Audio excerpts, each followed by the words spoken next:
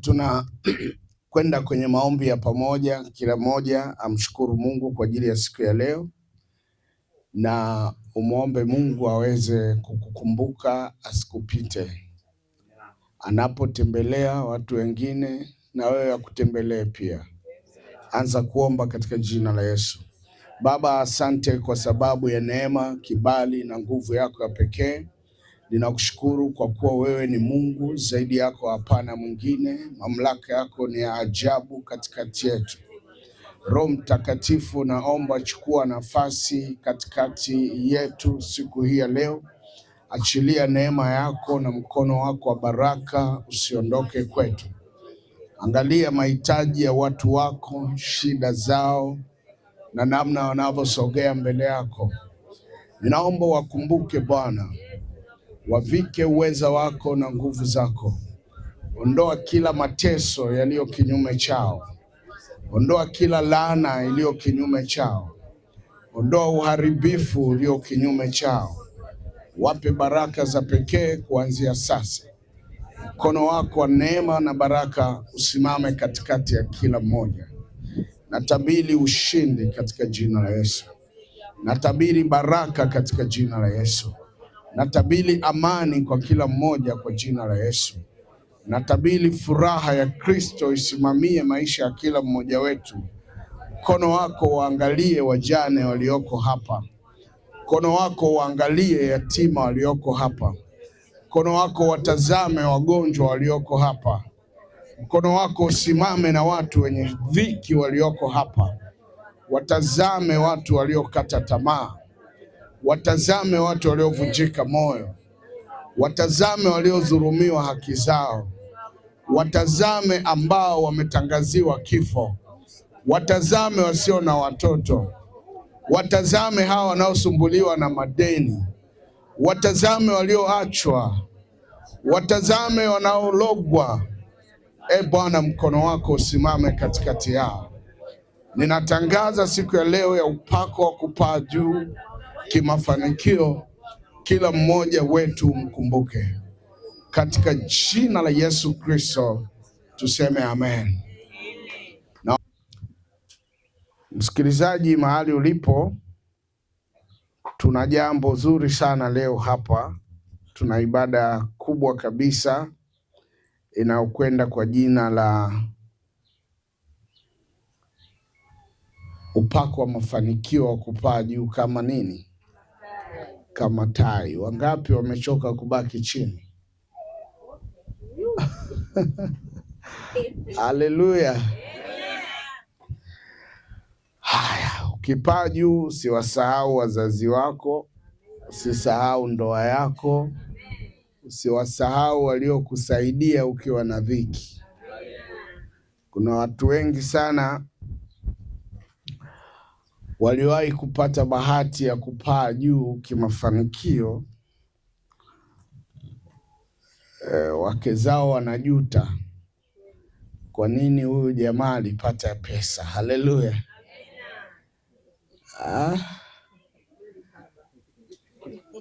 Kwa hiyo nawaombea kwamba mafanikio yatakayoingia kwako leo yasibadilishe tabia yako ya upendo. Tutaanza kwa kuona maandiko kwenye kitabu cha Kumbukumbu la Torati 28 kuanzia mstari wa kwanza. Sijaona kama mna tabia ya kuandika na kusoma, lakini siwalaumu kwa sababu mulizoea kwa waganga. Haleluya.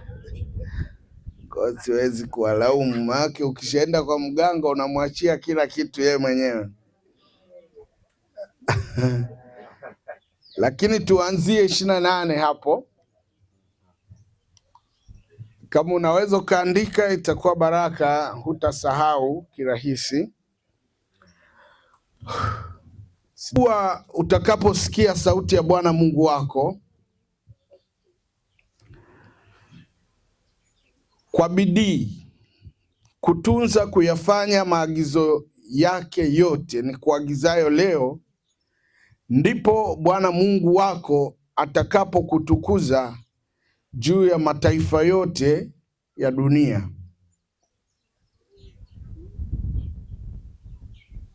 Tusome pamoja eti angalau labda akili yako itapokea ninavyotaka.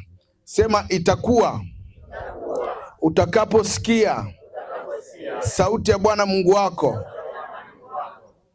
kwa bidii kutunza kuyafanya maagizo yake yote ni kuagizayo leo, ndipo Bwana Mungu wako atakapokutukuza juu ya mataifa yote ya dunia.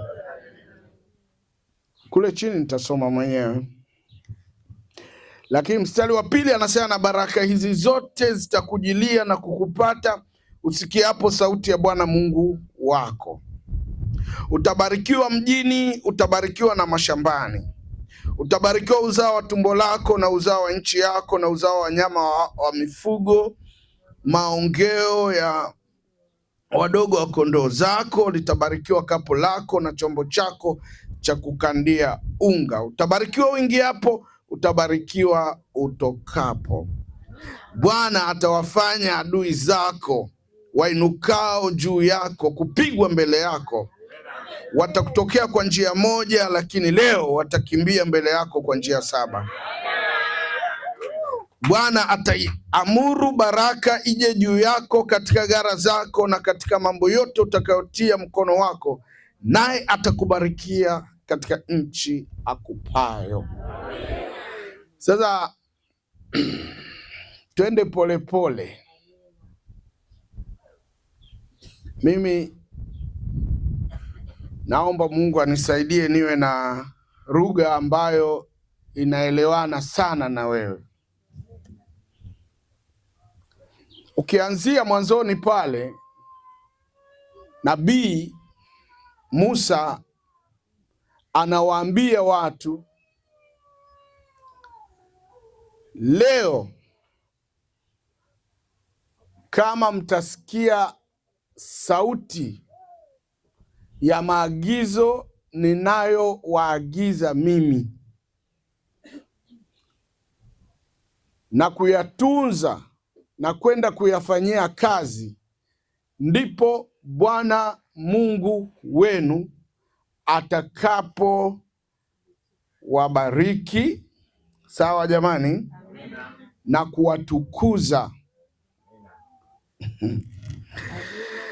Haleluya. Amen.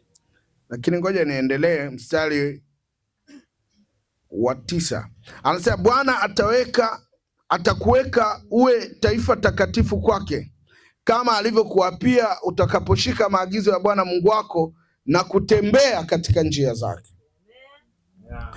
Bwana atakufanya uwe na wingi wa uheri katika uzao wa tumbo lako na uzao wa wanyama wako wa mifugo na uzao wa nchi yako, katika nchi akupayo Bwana aliyowaapia baba zako kwamba atawapa.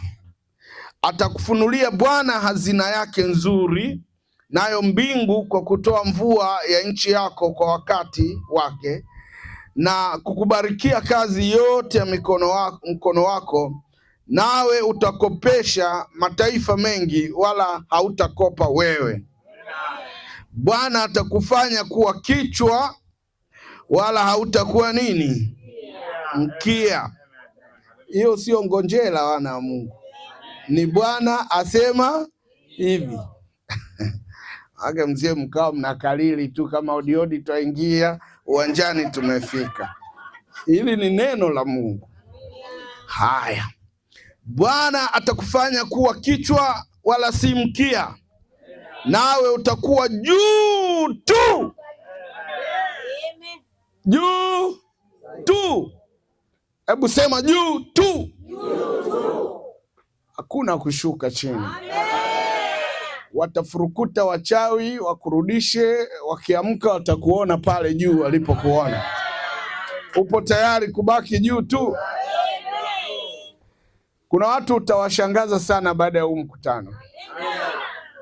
Waliodhani wamekuua watakuona unaishi na unaandaa mazishi yao. Sasa mimi nataka nikufundishe kwa mpangilio jinsi Roho wa Mungu anavyonielekeza. Kwanza pale juu ni mtu au nabii ndiye anayeongea na watu. Anasema kama mtanisikiliza mimi nabii, ndipo Bwana Mungu wenu atawabariki. Kwa hiyo wakumsikiliza hapa umeshamuelewa? Ni nani? Nabii. Sasa nataka nikutoe sehemu ambako madhehebu yalikudanganya. Yalikwambia Mungu yuko juu na wakati huna mabawa ya kumfuata. Nataka ujue Mungu yuko hapa. Hapa tulipo saa hii yupo, na ukitaka nikuonyeshe nitakuonyesha. Unataka nikuonyeshe?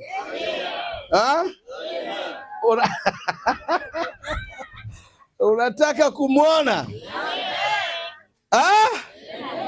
Yeye ni hiki unachosikia.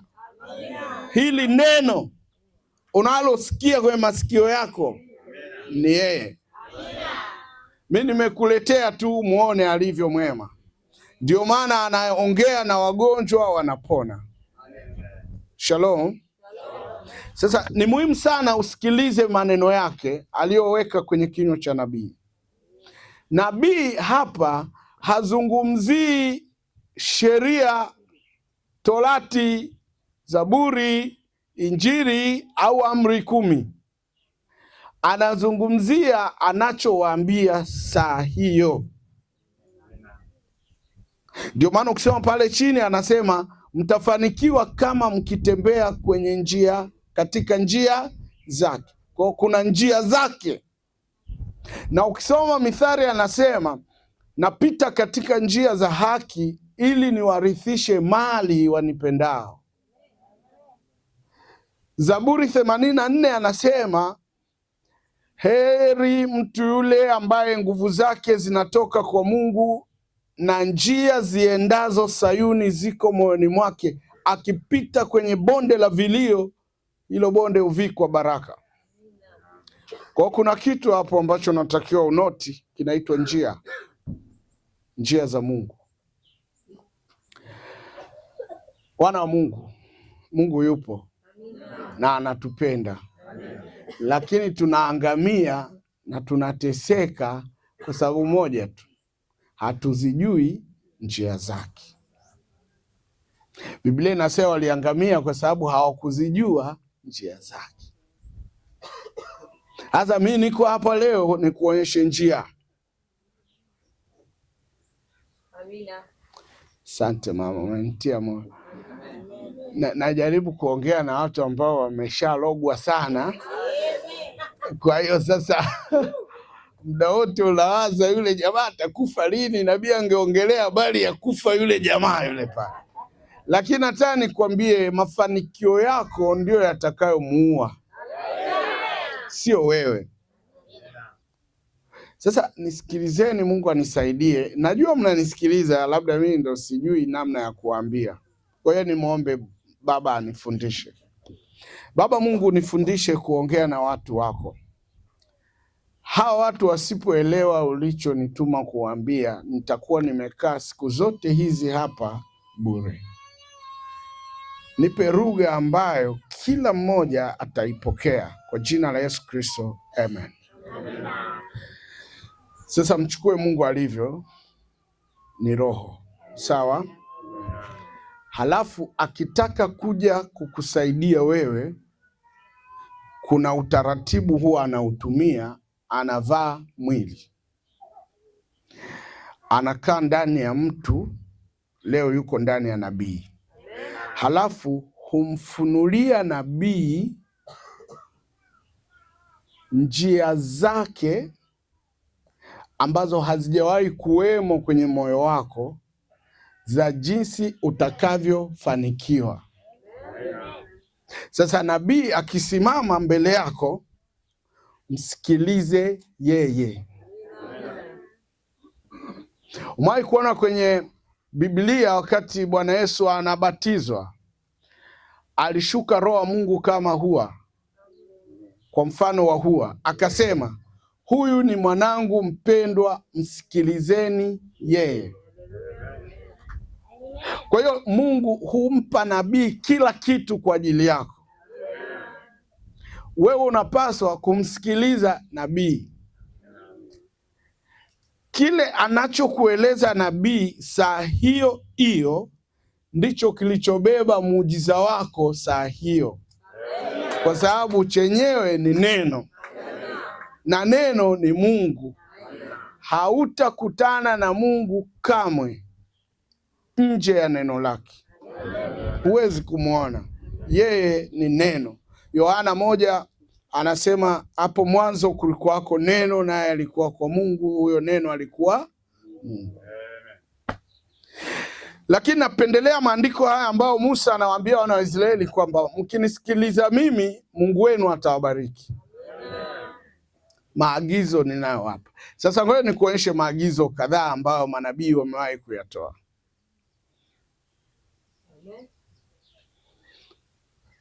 Namuona Joshua mwana wa Nuni, wamekutana na ukuta wa Yeriko. Hasemi Bwana asema hivi, ila anasema zungukeni ukuta huu mara 7, na mkimaliza kuzunguka ukuta wa Yeriko utaanguka. Hayo sio maandiko, hayo ni maagizo.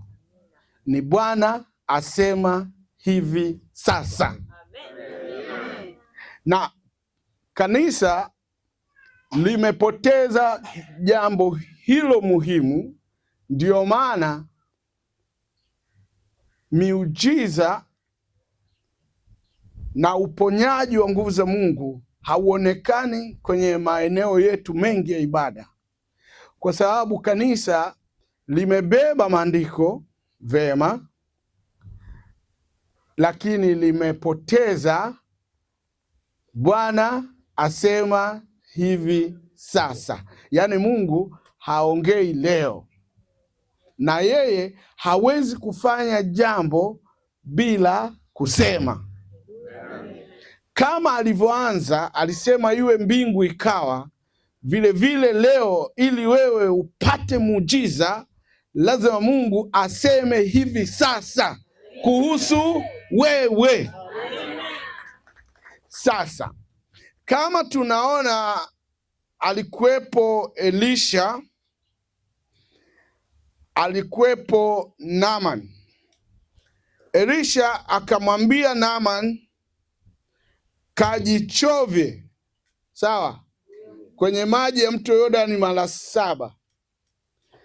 Na Naaman alipojichovya akapona. Ili wewe leo upone, na wewe unahitaji Elisha wako wa sasa, na wewe ni Naamani wa sasa, na huyu nabii wa sasa akwambie kuhusu Yordani ya sasa. Sasa hapa Tanga kuna Yordani, nitakwambia kale machungwa na ukila kwa imani utapona, kwa sababu ndio kilichopo wapi? Tanga. Najaribu kunielewa? Kwa hiyo Mungu anatumia mazingira mlionayo. Mafunuo anayompa nabii yanategemea hali halisi ya eneo hilo.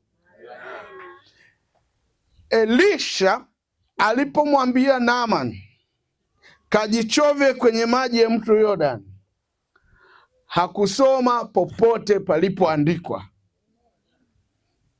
Lilikuwa ni neno Bwana asema hivi saa hiyo hiyo ndani ya Elisha. Halijawahi kuwemo hata ndani ya babake Elia. Lilikuja tu ndani ya Elisha kwa ajili ya Naaman. Kwa hiyo lazima uelewe huo utaratibu wa Mungu kufanya kazi. Kwamba nabii Joshua yuko hapa mbele yako leo, Kazi yake anataka asikilize Mungu anasema nini kuhusu wewe, halafu akuambie jambo lile aliyokuambia wewe uliamini na kulitenda, halafu upokee muujiza, halafu tuandike ushuhuda. Vizazi vitakavyokuja vitasoma andiko. Yaani watasoma Elisha alimwambia Naaman, halafu watasoma Nabii Joshua alimwambia mtu fulani pale Tanga. Linakuwa baada ya kutendeka, linatoka neno, linabaki historia, yaani andiko. Sasa kanisa limepoteza sauti ya Mungu. Ndio maana hatuoni Mungu akifanya miujiza leo, na wanaofanya miujiza ya kiungu ndo wanapewa majina yote mabaya. Leo wengine mmechelewa kuja, mlikuwa mnapiga hesabu namna ya kutoroka wapi? Makanisani kwenu.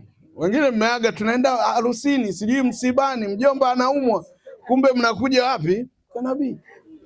Mmefika mahali mnaliogopa dhehebu kiwango hicho, kwa sababu lenyewe dhehebu halisikii kwa Mungu. Amina. Sasa mimi nawaambieni, chochote nitakachokuambia hapa leo, ukielewa kuwa ni Mungu amesema, papo hapo muujiza utatokea. Na huo muujiza ukitokea hautaupoteza milele. Sikiliza. Musa anasema kama leo mtasikiliza ninachowaambia, leo maagizo nitakayowapa, anasema mtakuwa vichwa. Amen. Hamtakuwa mikia. Amen. Mtakuwa juu tu. Amen. Wala hamui chini. Mtabarikiwa mwingiapo, mtabarikiwa mnapotoka. Amen. Mtabarikiwa barabarani. Hata ukikutana wachawi barabarani watapata kizunguzungu, sababu mheshimiwa unapita. Hizo ndio baraka. Lakini usisahau anasema nitakufunulia hazina zilizofichwa za mbinguni. Kumbe utajiri ni hazina ambazo hupati mpaka umefunuliwa. Sasa nitakupa neno linakupa uwezo wa kufunuliwa. Sasa lazima ujue kwa nini unatajirika. Utajiri huu mnaupokea hapa kwenye hii ibada ya leo ya upako wa kupaa juu kama tai, ni kwa ajili ya utukufu wa Mungu. Lazima uelewe mradi huu ambao tunataka kuanzisha hapa Tanga. Kila mwezi mimi nitakuja hapa. Kwa hiyo wewe utafanikiwa ili Mungu aimarishe agano aliloagana na mimi kuhusu Tanga.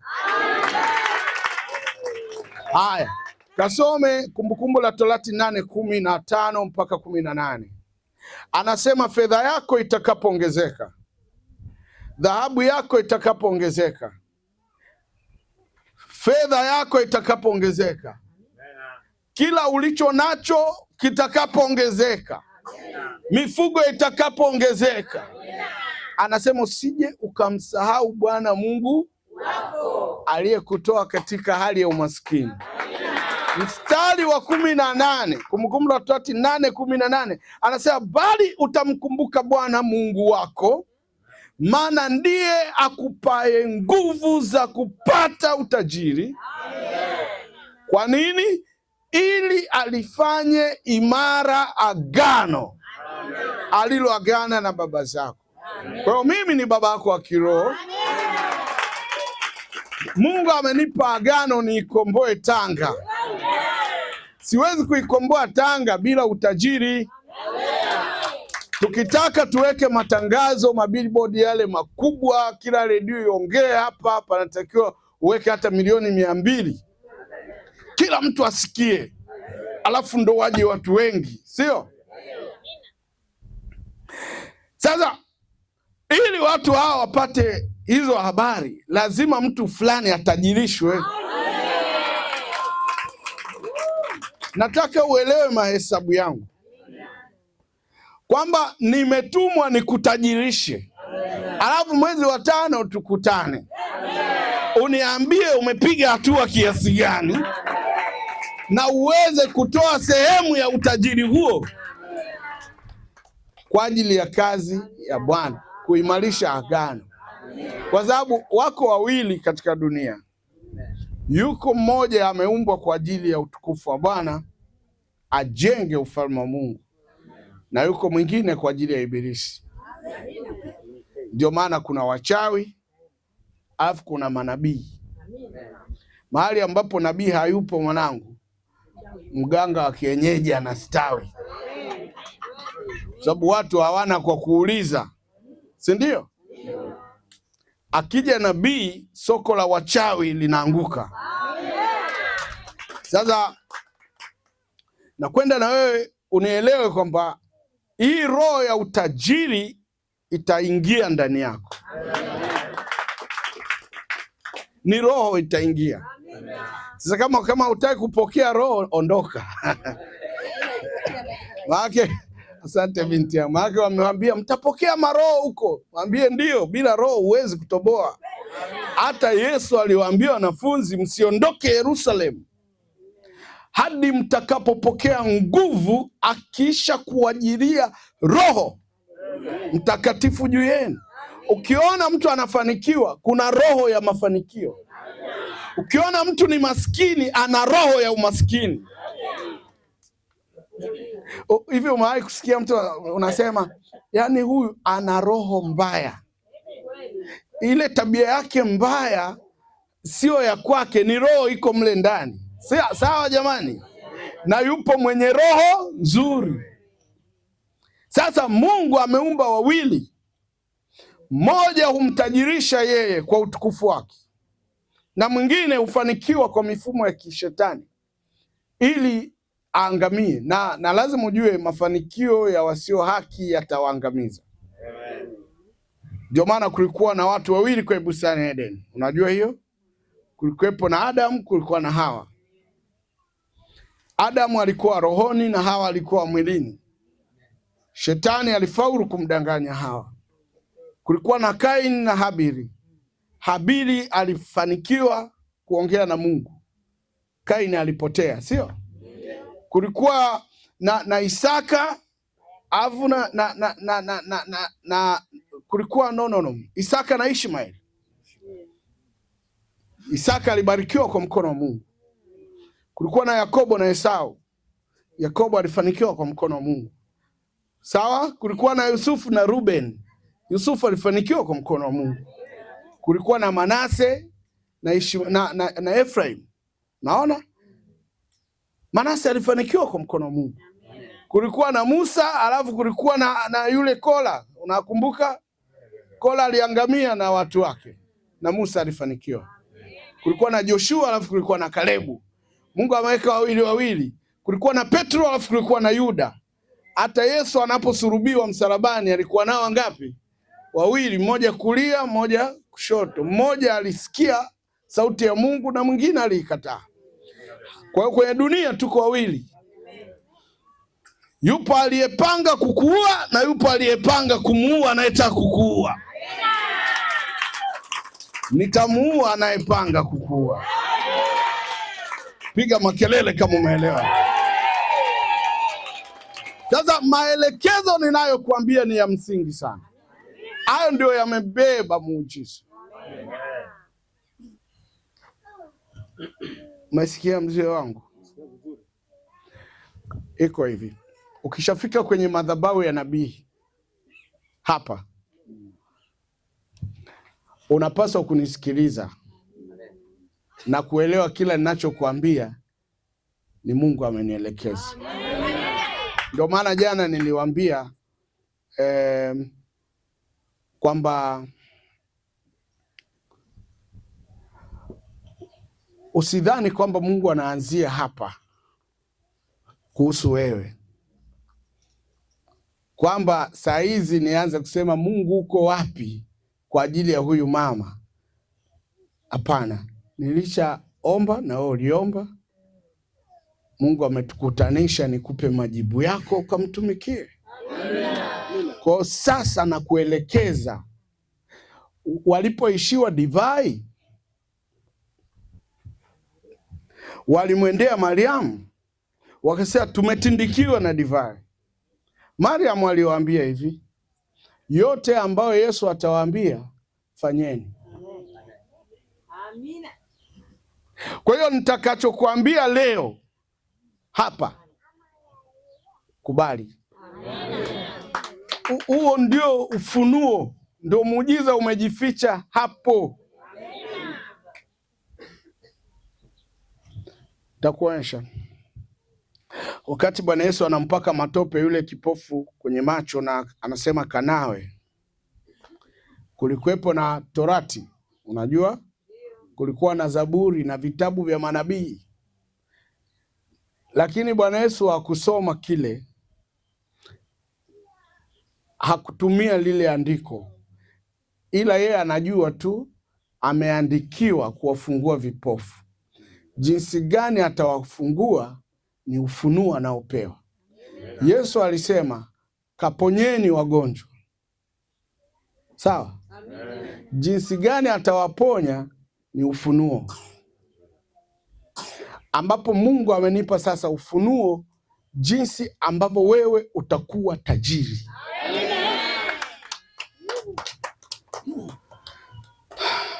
Tatizo lenu ni hilo tu. Mnachelewa sana kunielewa. Ukimwangalia mzee wangu huyo alivyotulia hapa, yaani hizi habari hazimuhusu, kwa sababu anawaza, kwa huu umri mimi nitajenga gorofa, wewe niponye miguu bwana, niondoke sana.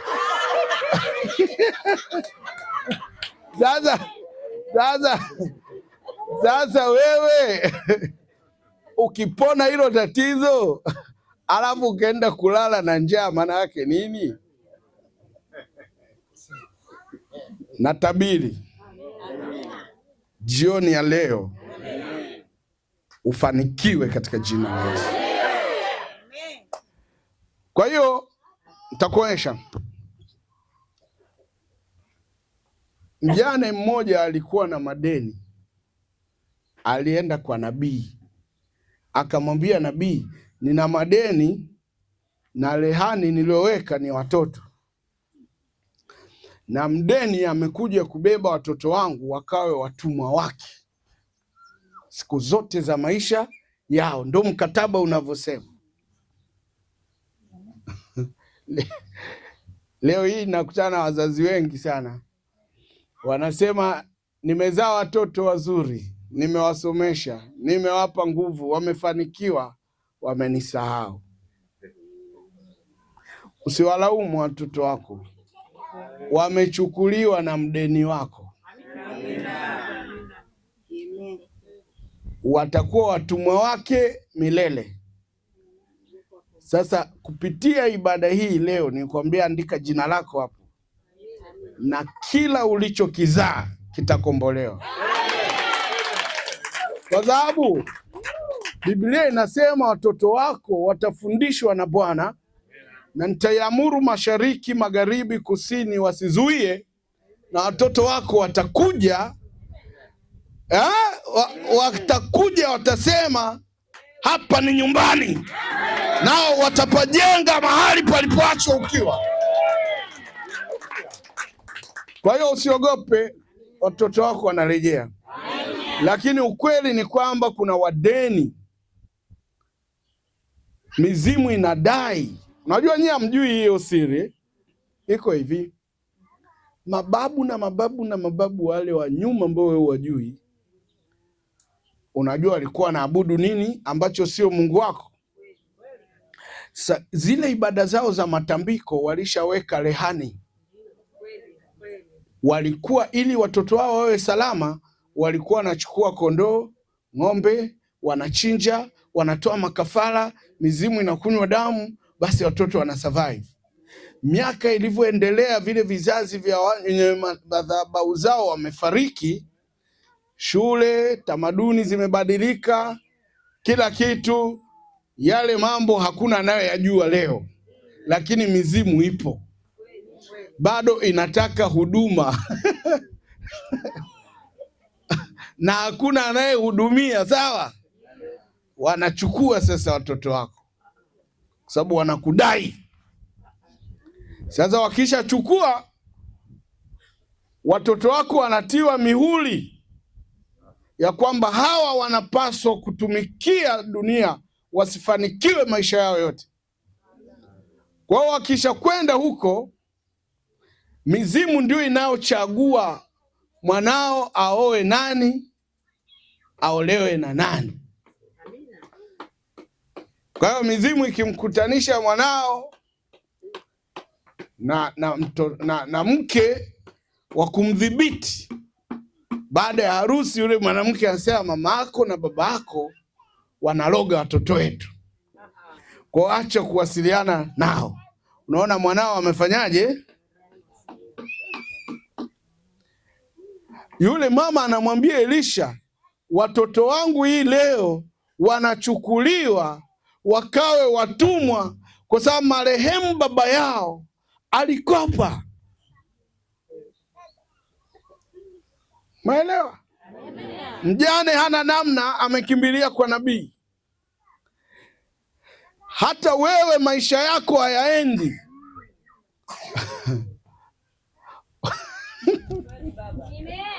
Umenunua shamba alafu umegeuka kuwa mtumwa wa shamba, yaani shamba linakutumikisha. Umelilima miaka 20, halijanunua hata mlango wa nyumba yako, bado unalala kwenye kitanda kile cha zamani kinalia kwi, kwi, kwi, kwi, kwi, kwi. Lakini kila siku unaamka alfajiri unaenda kazini, unafungua mradi unakuwa unautumikia mradi baada ya mradi wako kukutumikia. Unapata kazi sehemu, unakuwa mtumwa, sio mfanyakazi, kwa maana ya kwamba huoni mshahara wako unafanya nini, lakini kila siku unazalisha kwenye hiyo kampuni kwa huyo mtu aliyekuajiri. Umegeuka kuwa msukule. Yeye anakuuliza jioni umepata faida shingapi, unamuonyesha, lakini wewe unarudi mikono mpaka unazeekea kwenye duka la mtu, ila ukirudi nyumbani kwako hujajenga hata chumba kimoja. Ndio kazi Mungu amenituma kuifanya, kukuweka huru, uwe huru kweli kweli. Biblia inasema mtaifahamu kweli, na hiyo kweli itawaweka ninyi huru, nanyi mtakuwa huru kweli. Hakuna kutumikia watu bila faida. Sasa hii inahitaji mafunuo, inahitaji ufunuo wa Roho. Mzee Yakobo alienda akiwa kijana kwa Labani, akaajiriwa kuchunga ng'ombe,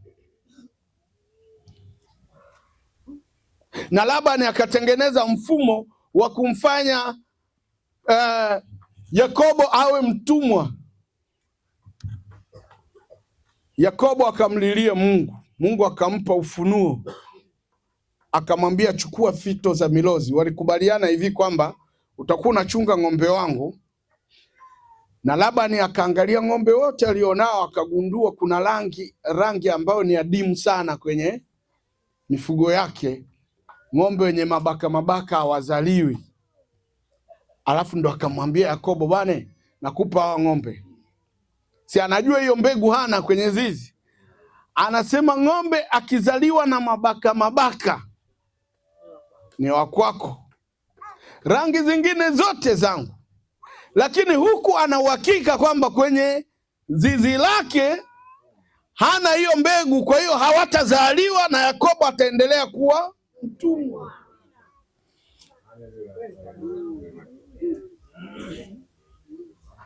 Makubaliano yako na bosi wako yakoje? Mlikaa chini, alisema nitakulipa 80,000, nitakulipa 100,000, nitakulipa 500,000. Haya, umefanya kazi miaka mingapi? Na yeye ameendelea kiasi gani? Na wewe mfanyakazi umeendelea kiasi gani? Unaona, wewe ni mtumwa, sio mfanyakazi.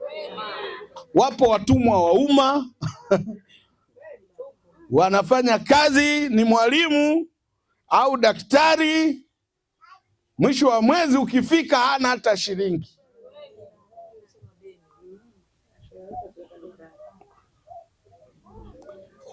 Na Ibilisi akiona mjanja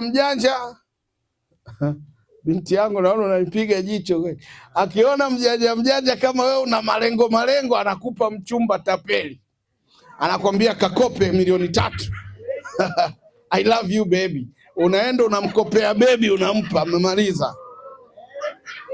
Huo msalaba ni wa kwako. Yote hiyo ni mifumo ya kichawi. Mizimu ndio inasimamia kwamba hii familia hakuna kufanikiwa kwa sababu mna deni. Babu zenu walitambika, walikuja makaburini, walituliwadai hiki, walileta. Nyinyi hamtoi makafara. Alafu wewe uelewe, unakuta mambo yaendi tu. Unaenda sehemu unapata kazi, kesho unaharibu. Mpaka unajiuliza, hivi mimi umbea huu nitaacha lini? Lakini uachi. Yaani hata wewe mwenyewe unajijua, mdomo unakuponza kila sehemu, lakini kuuzuia sasa.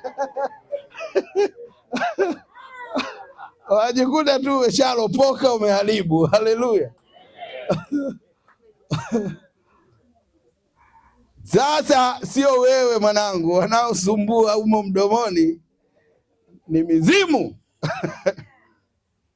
Inasatukana wewe nini, mbona umetulia tu, mtu anakuchezea ndo unashika kiuno sasa. Kumbe unaharibu ugali wako na chakula chako. Piga kelele, sema leo mwisho. Leo mwisho. Leo mwisho kwa jina la Yesu. Hakuna mzimu wala uchawi utakao control maisha yangu kwa jina la Yesu Kristo. Amen. Utaona maajabu leo, utakuwa mwepesi kama tai. Biblia inasema watazimia, vijana wenye nguvu watazimia, lakini wewe utapewa nguvu mpya na utapaa juu kama tai.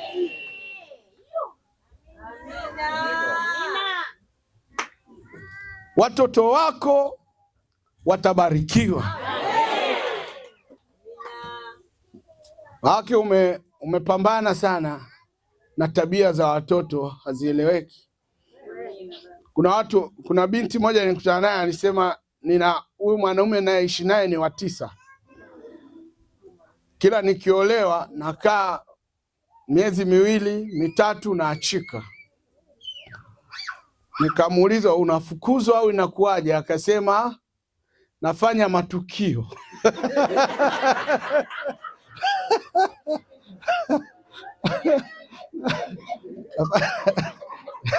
Nafanya matukio. Aishi miezi 3 hajafanya nini? Tukio. Lakini akijafanya hilo tukio akiwa nje sasa analia, ndo anahangaika hadi kwenda kuombewa kwamba sitarudia kufanya tukio. Akirudi tena akipata miezi 3 mingi anampiga mume wake nini? Matukio, mpaka afukuzwe. Sasa hiyo ni mizimu wanangu, inafanya kazi. Na ndio inaokupa connection na watu wabaya. Mzimu ukishakaa juu yako umekukalia vibaya, ndio unaokukutanisha na marafiki wabaya, ndio unaamua juu ya mshahara wako, unaamua ule nini. Mzimu unaweza ukaamua wewe usio unakula chakula kizuri na kuletea magonjwa ya kila aina. Mizimu ni roho za ukoo, za kurithi, ambazo zimetesa mababu na mababu. Wakifa wale, zenyewe hazifi zile roho, zinatafuta damu. Ukoo ule nakuta unafuatiliwa. Ndio maana unaweza kaona mtoto leo ana tabia fulani, lakini mkikumbuka kuna ndugu yake alikuwa.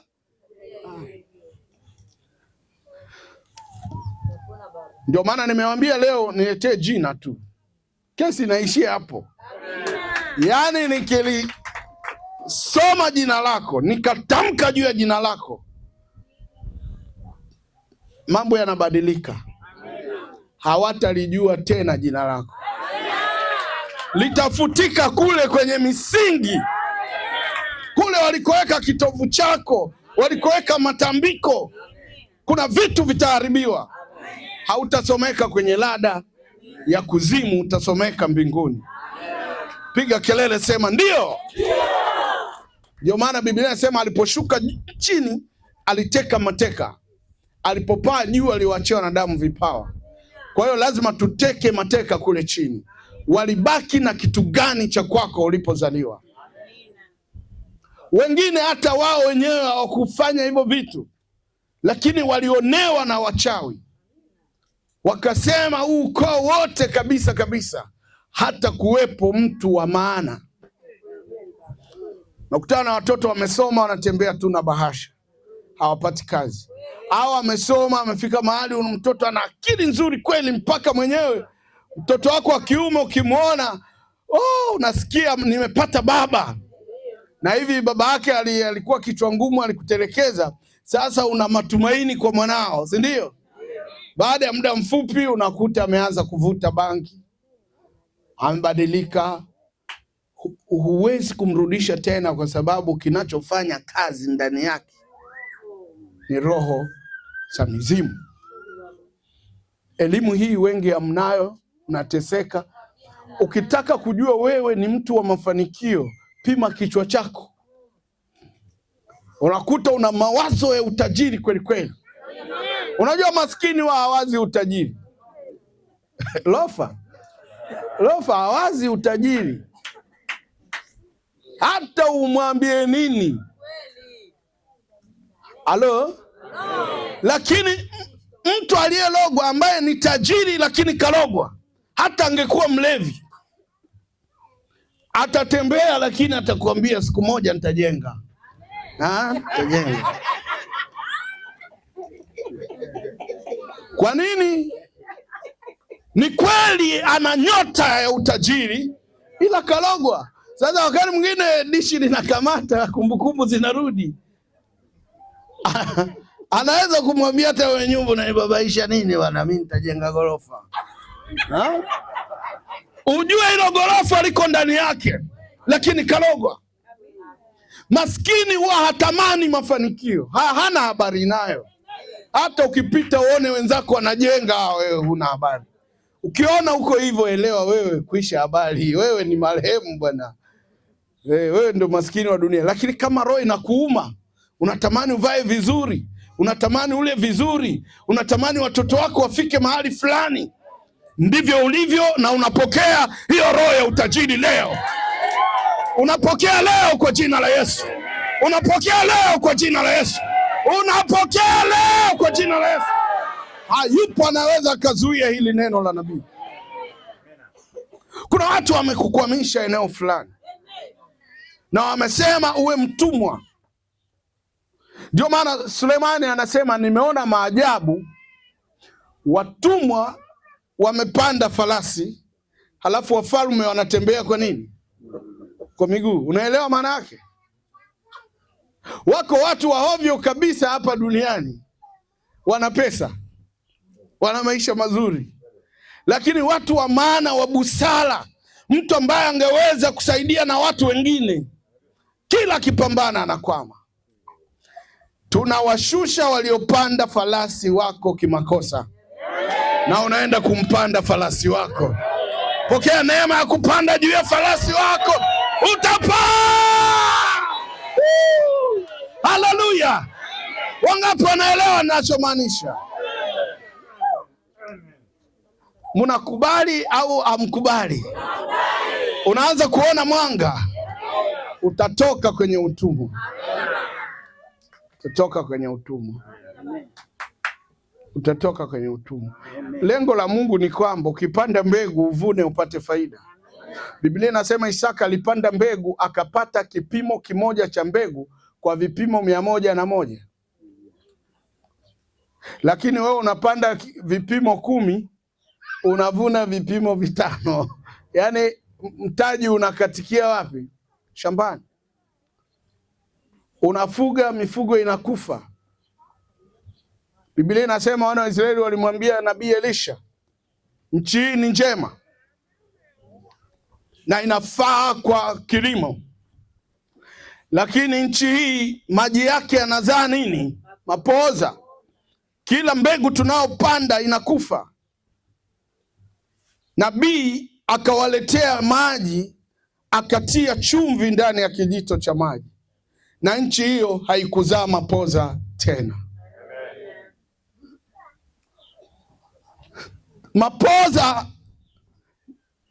ni kile kitu unachofanya hakiendi.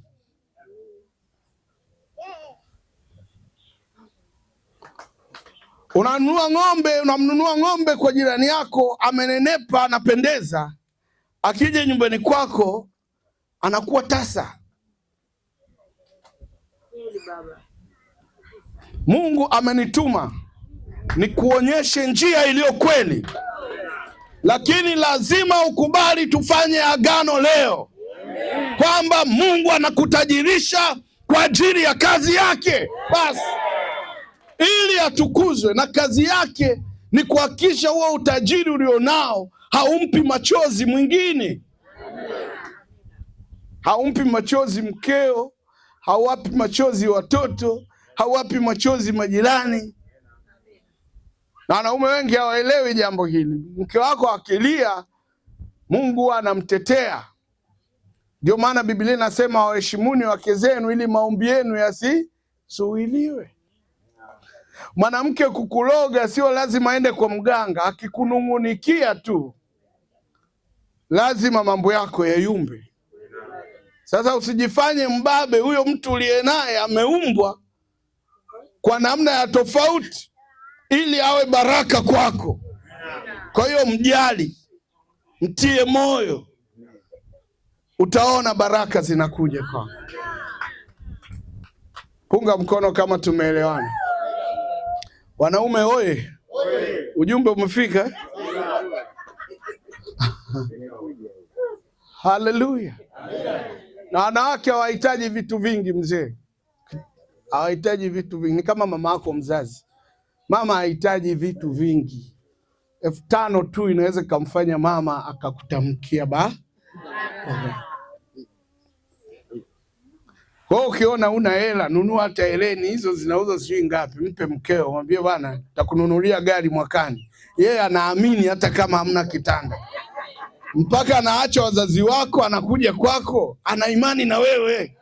Wewe ndo ujiamini. Haleluya. Mpe ahadi, mtie moyo, sio umnyanyase. Siku hizi wanawake wanalaumiwa sana kwamba wanaume wanakufa mapema kuliko wanawake na nini, wanawake mnaua waume zenu, lakini sio kweli. Wanaume wengi wanajiua wenyewe, hasa pale wanapoona wamefanikiwa. Wanasahau kwamba hawa watu wanyonge Mungu aliotupatia wanahitaji kuwabariki. Na mwanaume ukitaka uishi miaka mingi, heshimu wazazi wako, mheshimu mke wako, mambo yataenda tu. Umeelewa? Mbona unajifanya uelewi? Naongea na wewe, unaelewa? Haleluya. Wangapi wako tayari tuanze kazi ya kufanikiwa? Mimi leo sina deni kwenu. Sasa nitakachowaambia ni kipi? Haki lazima ujue na kuambia nini. Na kuambia mambo mawili tu na ni ya msingi. Amina. Jambo la kwanza, tunaunda leo kamati hapa ya maandalizi ya mkutano mkubwa sana wa mwezi wa 5. Lazima ukubali, hata kama wewe ni kiwete, haleluya, utatembea ndani ya kamati. Tuko pamoja? Tukubali kwamba tunaunda sasa nguvu ya pamoja ya kuhakikisha nabii anaweka madhabahu ya Sauti ya Uponyaji hapa Tanga. Nafikiria kufanya jambo hilo mapema katikati ya mwezi wa 5. Kwa hilo ni agizo. Ndo njia yenyewe ya kufanikiwa. Ukiingia kwenye huo mradi lazima ufanikiwe. Kwa sababu Mungu lazima apate sababu ya kukubariki. La pili ambalo lazima ulielewe vizuri, nakupa leo meza ya Bwana. Mkate utakao kula. Halo? Mkate utakao kula utaondoa njaa kwenye maisha yako. Hakuna siku utatafuta nile nini, kwa sababu Bwana ataleta utajiri. Na Roho ya Mungu itaingia ndani yako na kukupa nguvu za kupata utajiri wa kupaa kama tai. Hayo mambo mangapi? Kwa unaposhiriki meza ya Bwana ya leo kwa kula mkate huu, mkate special kabisa unaofanana na mkate wa uonyesho ambao walikula makuhani, Mungu ameniambia nikupe mkate huu kama ishara ya kwamba njaa imekwisha. Na tunaposema njaa tunamaanisha umaskini bye bye. Mungu alimwambia Musa, nitakupeleka kwenye nchi iliyojaa maziwa na nini? Sasa kila mmoja wetu achukue sadaka yake na lile jina lako uliloliandika hapo. Kama umeandika majina ya familia sio mbaya, lakini jina lako linawakilisha wote. Tutapanga mstari. Mkono wako wa kushoto utashikilia hiyo sadaka yako pamoja na karatasi uliloandaa jina lako, na mkono wako wa kulia nitaupa kazi, ndo utakaopokea mkate wa asali. Amina. Sasa tulikubaliana muandae sadaka maalum. Mtoto wa Mungu naye tusikiliza kwa njia ya TV na redio,